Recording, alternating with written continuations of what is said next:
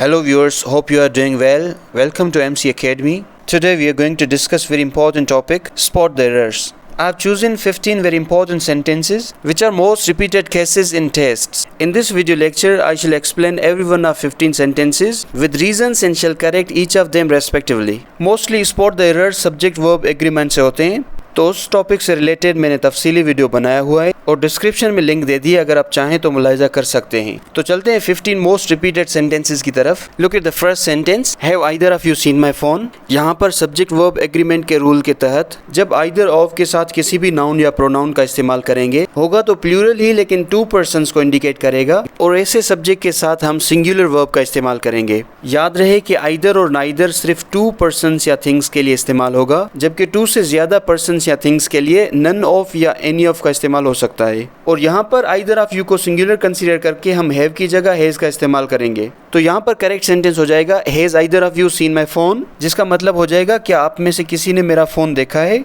और ये सिर्फ 2 लोगों को कहा जा सकता है। चलते नेक्स्ट सेंटेंस की तरफ। His knees smote one against another. Verb smote जो कि स्माइट का पास्ट है, जिसका मतलब है मारना या टकराना, यानी दोनों नीज का आपस में टकरा जाना। अनदर यहाँ पर एक जनरल सेंस देगा, लेकिन यहाँ पर एक नी का दूसरी नी से टकराना जो कि उसी बंदे की पर्टिकुलर नी हो जाएगी, तो हम अनदर की जगह द अदर का इस्तेमाल करेंगे। तो हमारा करेक्ट सेंटेंस हो जाएगा his knees smote one against the other.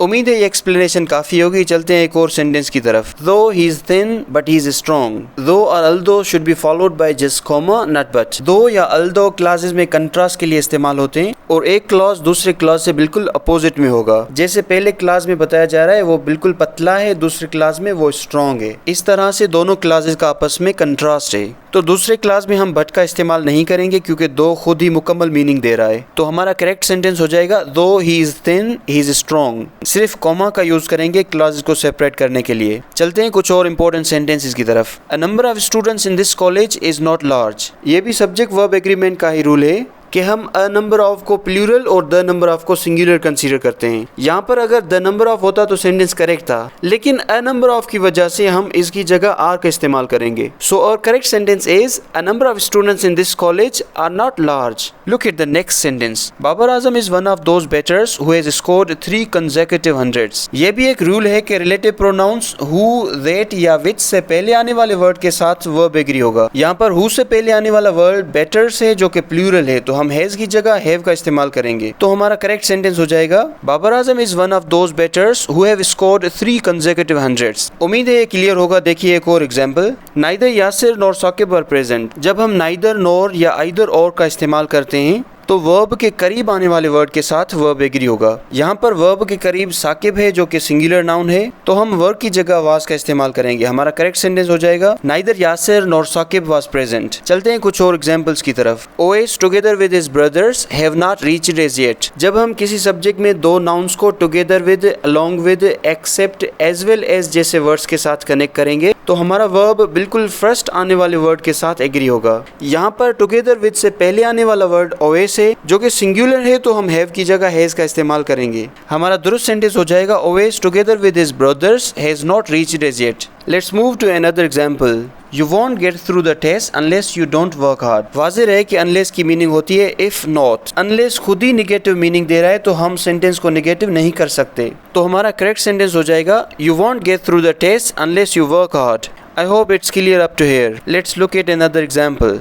It is a 4-man committee। यहाँ पर 4-man एक कंपाउंड एडजेक्टिव है, तो किसी भी कंपाउंड एडजेक्टिव के अंदर हम नाउन को प्लूरल नहीं करते। जैसे he gave me a 50 rupee note, तो यहाँ पर भी हम MEN मैन की जगह MAN का इस्तेमाल करेंगे। तो हमारा करेक्ट सेंटेंस हो जाएगा It is 4-man committee। ऐसे जरा सी मिस्टेक से भी सेंटेंस इनकरेक्ट हो सकता है। देखते हैं कुछ और examples. It is I who is responsible for this mistake। इस तरह का एक और सेंटेंस हम पढ़ चुके हैं कि who, which या that से पहले आने वाले वर्ड के साथ वर्ब एग्री होगा। आपको मालूम है कि I के साथ हम am का इस्तेमाल करते हैं, तो यहाँ पर करेक्ट सेंटेंस हो जाएगा It's I who am responsible for this mistake। उम्मीद है अब इसमें कोई कंफ्यूजन नहीं होगी। चलते हैं नेक्स्ट सेंटेंस की तरफ। Economy of Bangladesh is better then Pakistan. Bangladesh की इकनॉमी पाकिस्तान से बेहतर तो नहीं, पाकिस्तान की इकनॉमी से बेहतर हो सकती है। इस तरह के सेंटेंसेस में हम देन के बाद देट ऑफ का इस्तेमाल करते हैं। इस तरह जिसके बारे में पूछा जा रहा है उसी को रेफर किया जाता है। तो यहाँ पर करेक्ट सेंटेंस हो जाएगा economy of Bangladesh is better than that of Pakistan, जिसका मतलब होगा बांग्लादेश की इकनॉमी पाकिस्तान की इकनॉमी से बेहतर है, ना कि पाकिस्तान से बेहतर है। उम्मीद है ये क्लियर होगा। Move to the next example.